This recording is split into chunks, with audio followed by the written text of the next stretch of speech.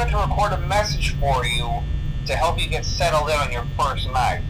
I actually worked in that office before you. I'm finishing up my last week now, as a matter of fact, so I know it can be a bit overwhelming, but I'm here to tell you there's nothing to worry about. You'll do fine. So let's just focus on getting you through your first week, okay? Let's see. First, there's an introductory greeting from the company that I'm supposed to read. It's kind of a legal thing, you know. Welcome to Freddy Fazbear's Pizza, a magical place for kids and grown-ups alike, where fantasy and fun come to life. Fazbear Entertainment is not responsible for damage to property or person. Upon discovering that damage or death has occurred, a missing person report will be filed within 90 days or as soon as property and premises have been thoroughly cleaned and bleached and the carpets have been replaced. Blah, blah, blah. Now, that might sound bad, I know, but there's really nothing to worry about. The animatronic characters here do get a bit quirky at night, but do I blame them? No. If I were forced to sing those same stupid songs for 20 years and I never got a bath, I'd probably be a bit irritable at night too. So remember, these characters hold a special place in the hearts of children and we need to show them a little respect, right? Okay. So just be aware, the characters do tend to wander a bit. They're left in some kind of free roaming mode at night. Something about their servos locking up if they get turned off for too long. They used to be allowed to walk around during the day too, but then there was the bite of 87. Yeah, it's amazing that the human body can live without the frontal lobe, you know?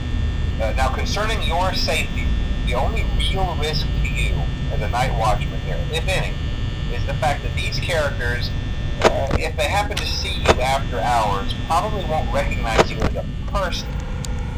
They'll most likely see you as a metal endoskeleton without its costume on. Now, since that's against the rules here at Freddy Fazbear's Pizza, they'll probably try to forcefully stuff you inside a Freddy Fazbear suit.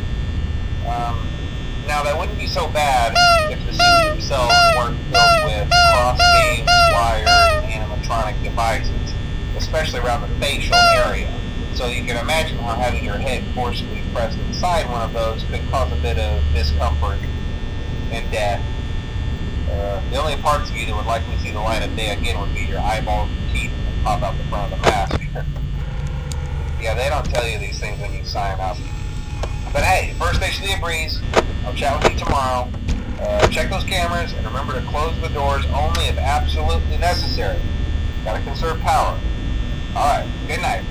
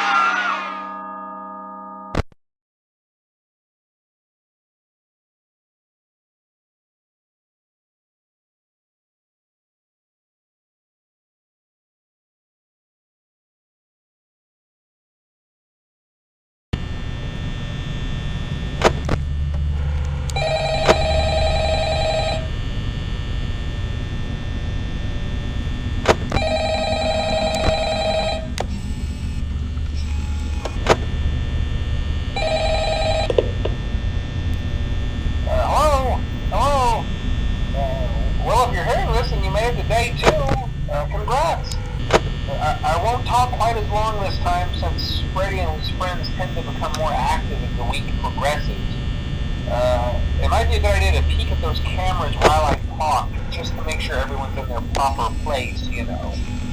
Interestingly enough, Freddy himself doesn't come off stage very often. I heard he becomes a lot more active in the dark, though, so hey, I guess that's one more reason not to run out of power, right? I also want to emphasize the importance of using your door lights.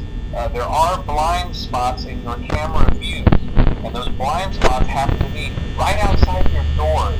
So if you can't find something or someone on your cameras, be sure to check the door lights. You might only have a few seconds to react. Not that you would be in any danger, of course. I'm not implying that. Also, check on the curtain in Pirate Cove from time to time. The character in there seems unique in that he becomes more active if the cameras remain off for long periods of time. I guess he doesn't like being watched. I don't know. Anyway, I'm sure you have everything under control. Talk to you soon.